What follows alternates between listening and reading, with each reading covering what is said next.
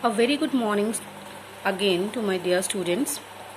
Today we will discuss about the topic descriptive paragraph writing.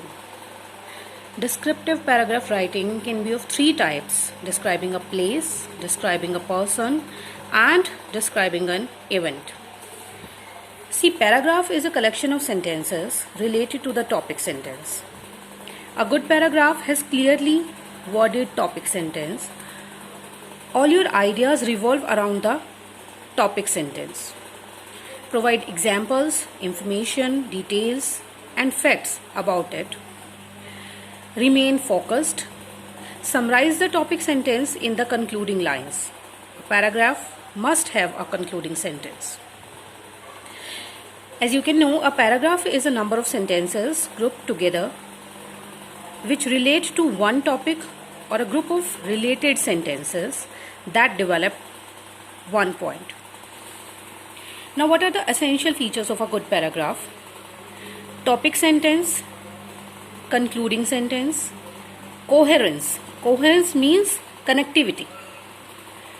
Use of appropriate pronouns, connectors, and transition words, supporting details, and unity. Now, as I have told you, there are so many types of paragraphs. We can take the example of this one. You have recently visited the exhibition advertised here for the factory outlet of suits, saris, jewelry, carpets, furnitures, terracotta, bed sheets, curtains, and many more. 100 stalls full of variety, free parking. Last date is given, time and venue is given. Now you have to narrate your experience in about 100 to 150 words and prepare a report or write a paragraph for the school magazine. Make use of the following questions. That means you have to keep these questions in mind while writing a paragraph. When and where was the exhibition held? By whom it was arranged? How were the stalls arranged? What was the response? Who participated in exhibition? What was displayed? And what were the programs arranged? So when you keep these questions in your mind, point by point, you start writing and you would get an amazing paragraph. Then the other type is describing a place. Descriptive writing is an art form. It's painting of word picture so that the reader sees exactly what you are describing. So while describing a place, it must bring a picture of the place alive. It must have factual details, the name, dates, numbers, location, size, and basic facts. Then sensory details, words and phrases that appeal to the five senses of sight, hearing, touch, taste, and smell. Suppose you are talking about the food served at a particular place. So from your writing, your selection of words, it must look like a live taste on the taste buds of the reader also. Then we have figurative details and appropriate use of figures of speech. To make description more vivid, you can add the unique features of the place, the emotions, feelings that come to you, the supporting detail of the topic sentence. Present the detail in an ascending order of importance. Start from the least important detail to the most important detail. Like, have you visited any hill station? So what you should before beginning to write, you must have these points in your mind. The place, note down the special features. Notice the flora, fauna, that means the kind of vegetation. Make note of sensory details or imagery. Look for the specific feature of that particular place. Is the place calm, chaotic, noisy, or welcoming? Think of some figures of speech that you can use. Think of some descriptive adjectives. Write the description, read, edit, and then make a final draft. These are some of the points you can see. Where is the place? What do you see there? At what time you are observing it? Support the topic sentence, use appropriate vocabulary, give the sensory detail, pronouns, prepositions and phrases. What do you feel here?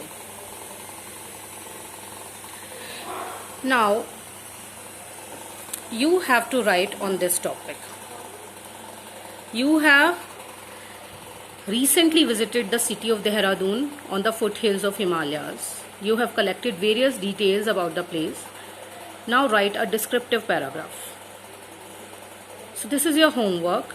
I'm giving you details about this place, nearest airport, nearest railway station, facilities, attractions, about the homestay also. Keeping all the points in your mind, you have to write a paragraph. You can clearly see all the fact file. Then the descriptive paragraph have many different kinds. Here, describing a person. We notice loads of details about people and their appearances. In order to describe them accurately and vividly, the given vocabulary will be useful. Like face. Suppose we have to describe a person's face. So, it could be round, long, angular, sharp-featured, friendly, unshaven, beard, wrinkled, freckled, clean-shaven. Then we talk about hair. It could be balding, black, grey, curly, straight, wavy. Talking about dress, we can say the person was wearing a well-tailored dress. The dress was ill-fitting. He was wearing formal clothes or casual, tight or loose. Then if we talk about the build, how the person's build, physical appearance was. It could be lanky, hefty. The person could be overweight, slim, medium framed, thin, muscular, plumpy, skinny, so on and so forth. Same thing goes with the features of the face. Now face can have so many different features. You can see from this box. So a description of a place must have the achievement of important events and major highlights that are associated with the person's life. The description itself could create a clear mental image in the mind of a reader. Right? So I am giving you a topic to read. You can go through this one, Narendra Modi. The current Prime Minister of India is Narendra Damodar Das Modi. Read it, go through it, and please note it down in your notebooks.